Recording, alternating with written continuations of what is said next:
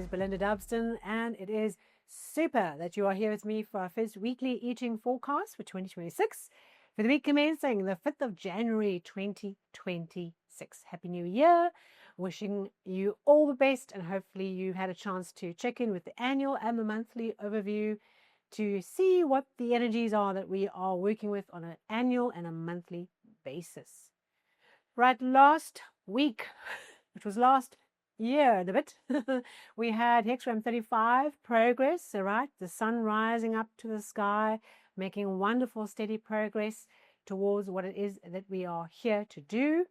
And that lovely, challenging hexagram 6 conflict, all right? The two bison bashing heads working to find a way to overcome conflict, all right? Not to escalate that conflict, but to find common ground, find a new way forward while making this wonderful progress, the last combination for the year for the weekly, and us getting somewhere as we rounded off last year. Where was your progress? Where was the conflict? I mentioned in the monthly that I got a chance at the end of December to finally do all my strategy maps for the year ahead. And it was great to use that contemplation energy to do that. I felt huge progress in my thinking doing that. And I also realized where I was extremely conflicted. I came across that inner conflict, which I mentioned last week is somehow difficult than the external conflict because you have to recognize the internal conflict. And I was sitting with something that I was really wrestling with. I know I need to do it, but I don't want to do it this way. I want to do it this way. And I found a new way. And I'm very excited about that energy. So for you, where was your progress last week? Perhaps it was just getting through all your family engagements. I know some people would say that.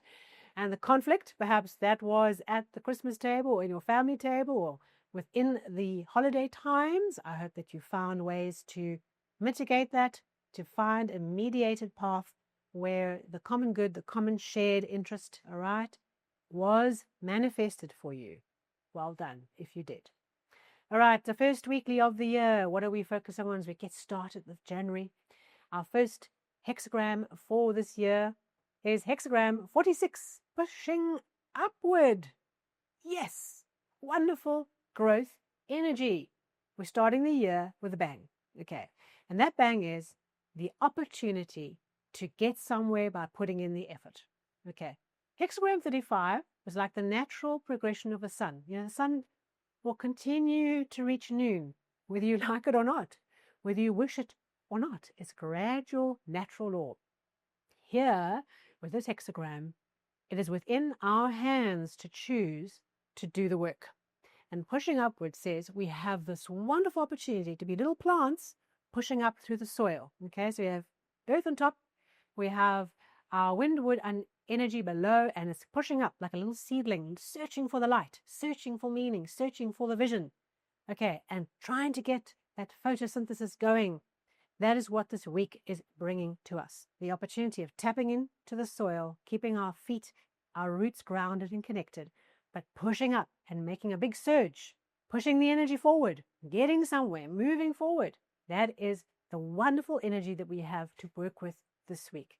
Now, you might still be at home, okay, on leave, and not yet back at work, okay. If that is the case, look for personal ways that you can push energy into the things that you're wanting to grow. This is all about growing things, okay, putting in the energy, the nutrients, and reaching for the light. What is it that you are needing to connect with this week about your pushing up towards the light, whether that is a spiritual light, whether it's a career light, a financial light, whatever this light is that's represented by the sun that we had last week.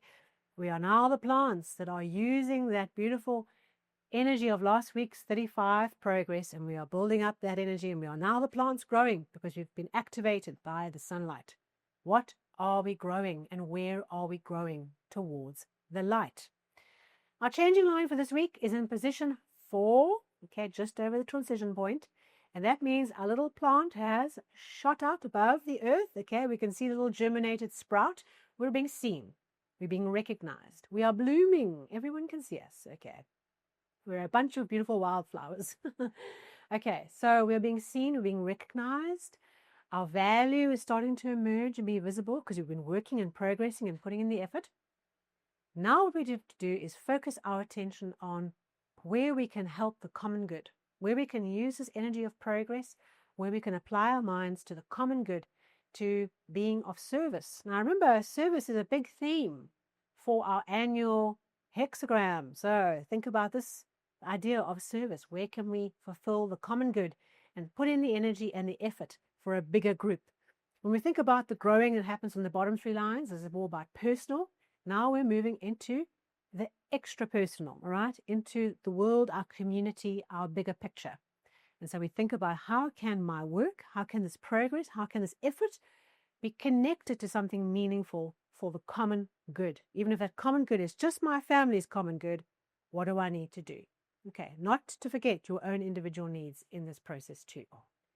That leads to a second hexagram for this week, and it's the return of hexagram 32 duration. So we had that in December. Here it's back, okay, and I touched on this in the monthly as well.